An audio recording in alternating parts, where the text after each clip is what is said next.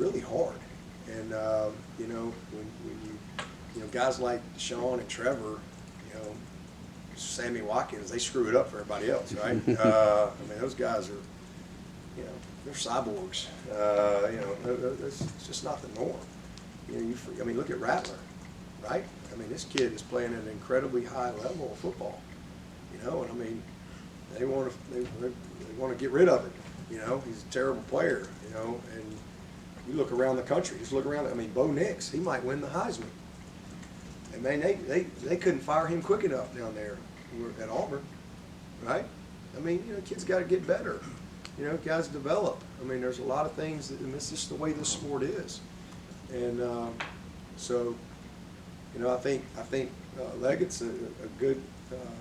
Is it Leggett or Leggett? Leggett. Leggett is a perfect example of that. I mean, he's just put the work in. He's got better. He's gotten better. Obviously, he's been well coached. I mean, he's just, you know, he's put the weight in the film room, the weight room. I mean, he's a big, strong presence, and then his confidence grows. And next thing you know, you look up, and here's this senior that's a monster. And I mean, we've had a million of those guys come through here that, you know, I mean, hey, Vic Beasley, he never started a game until his 4th year at Clemson. If that was happening today, you know, he wouldn't even make it here 4 years, right? He wouldn't even make it. He wouldn't even be here. Guy did not start a game until his 4th year. And guess what? He didn't deserve to start a game. He wasn't a very good player. He wasn't a very good player. But he kept working, and then he came, you know, his 5th year, and the guy's the 8th pick in the draft or something like that. So it's a developmental game, and if you're made of the right stuff and you put the work in, good things will happen. But it doesn't. It's not the same for everybody, and we try to make it the same for everybody, and it's not. It's just not the same. They might look the part, but fundamentally, technically, mentally, they gotta develop. They might mentally have it, but fundamentally, technically, physically, they got a ways to go. And you know, but that's what's great about football. If you really, you know, grind and work and don't look for shortcuts, because there aren't any.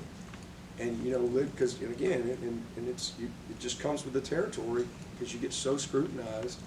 You know, in today's world, it's a lot of pressure on these kids. You know, a lot of them, they hit a wall. You know, and it stunts their development, I think. Or they, you know, oh, I got to go. They pack up and they leave, and the mirror goes with them.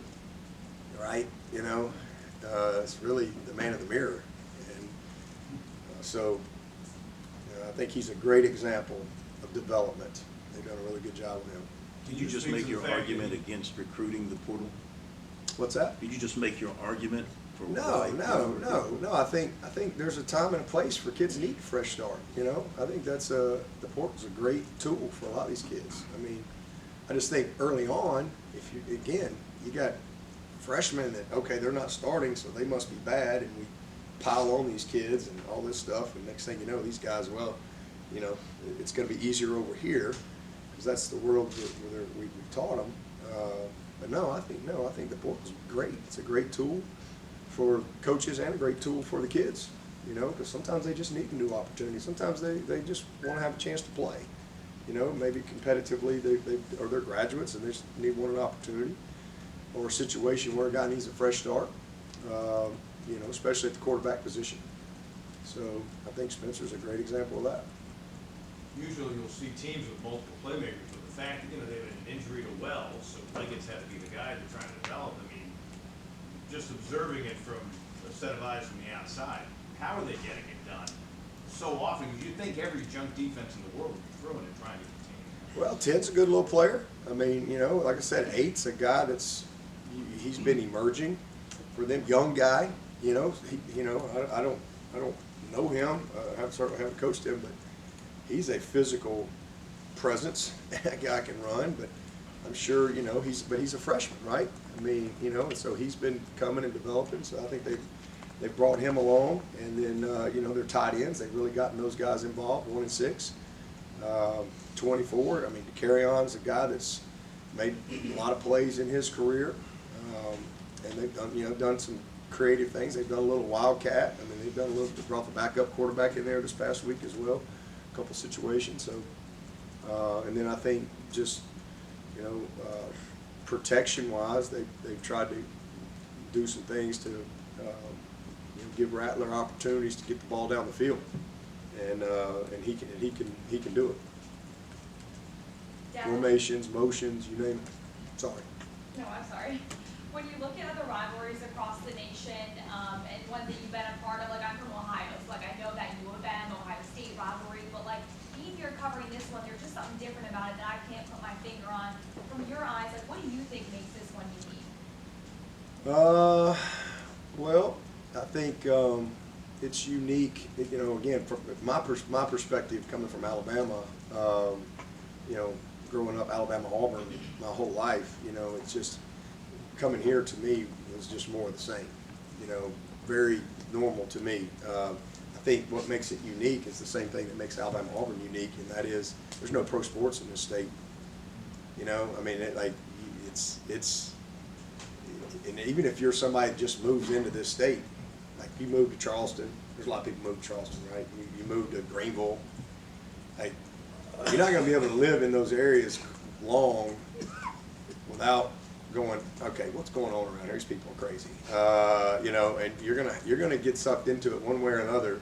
You're gonna have to, or otherwise you're gonna lose some friends. You're gonna have to make a decision. They're not gonna let you ride the fence. Even if you're a fan of another team, you're gonna have to get invested one way or another. So it just means a lot to this state. I mean, it's college football and it's high school football in the state of South Carolina. And that's normal to me, having grown up. Not to diminish any other rivalries or anything like that, but a lot of these, you mentioned Ohio. I mean, there's a lot of pro sports in those states, right? That's just not the case here. You know, so it's all about college football. And then you got, you know, and it's an old rivalry. This goes back a long time. So it's got deep roots. It's like Alabama Auburn. I mean, again, it's very similar to me. When I first, I've told the story many times. When I first came to Clemson, you know, I didn't really know what to expect. Certainly, I'd never lived anywhere my whole life. 33 years I lived in Alabama, and we moved up here. I remember going out on the road that first spring. And I was excited to get out of I had the PD area. And so, you know, down there in Horry County and Florence and, you know, Chagall and all of Highway 9 and Bar and Chesterfield, McBee, and, you know, Sumter, you know, all of that area, Loris and Lakeview where there was no lake, and Lake City where there was no lake. I remember thinking, this is going to be great. I'm going to Lake City where there was no lake. I'm like, I can't wait to go to Lakeview. There was no lake. But you know, going to all these areas in my PD area, and it was crazy because people don't know who you are. They don't know you. They don't know you from Adam. They have no idea, but they judge you instantly when you walk into school and you got on the logo. They hate you. That's just the way it is.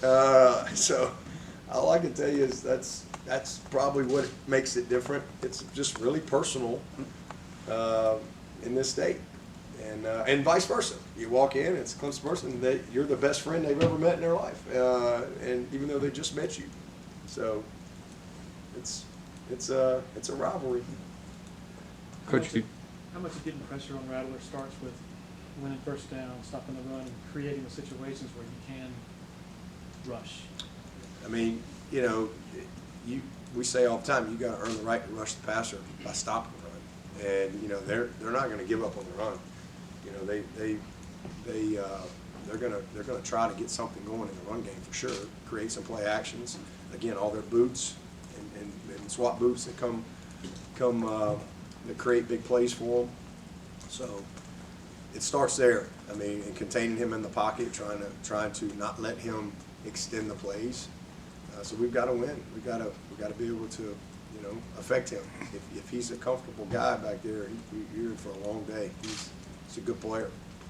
Coach, speaking of the run game and developmental game, how about that running back, Anderson from Newberry? He's quite a story, isn't it? He is tough, hard-nosed kid, man, and he's just kind of risen up, and he's gotten better and better as the season is going, and has kind of established himself. But he's a hard guy to tackle, and you better have your big boy pads on when you do come to tackling. I mean, downhill runner. I've been very impressed with him. Certainly a great story. What's your favorite part of the rivalry week situation? As conferences are probably, certainly, definitely not done realigning the value of these and the importance for places just like this. Yeah, I mean, it's great for the fans, obviously. I mean, I think it's great for the players, too, to go to college and to be able to experience playing games like this that are so meaningful, you know, to just, you know, everything. Everybody that you interact with, it's just really meaningful. Not that other games aren't, and that's one thing you worry about with where college football is going, because it's, I mean, it's 5 years from now, it's totally different. It's just the way it is. And so a lot of these type games will go away. You know, I mean, already they're not playing Oklahoma State. Are you kidding me? How the heck are we not playing Oklahoma State? That doesn't make any sense. Like, what? Can you imagine not playing Clemson, South Carolina? I just, you know, I don't understand it, but I mean, I understand it, how we've gotten here. You know, I hate that. I hate that for the kids. I hate it for the fans. As a guy who grew up in rival games, played in them, and have coached in them for a long time, I just, it's what makes college football unique. It's what makes it special. You know, but it is what it is right now. I mean, hopefully somewhere down the road, when this whole thing kind of gets blown up, and it will, you know, maybe we can salvage some of those things. Do you think that the player of today takes a rivalry game as seriously as maybe when you were playing in your rivalry back then? When you lose it, they do. Doesn't take long to figure that one out. When you live in a state like this, or Alabama or something, and you come up on the short end of the stick, at some point, you'll figure it out pretty quick. But I do think it's different, you know, just because you know, recruiting is much more national now because there is no long distance, right? Like when I was coming up, I mean, if you looked at the rosters of Alabama, you looked at the rosters of Auburn, most of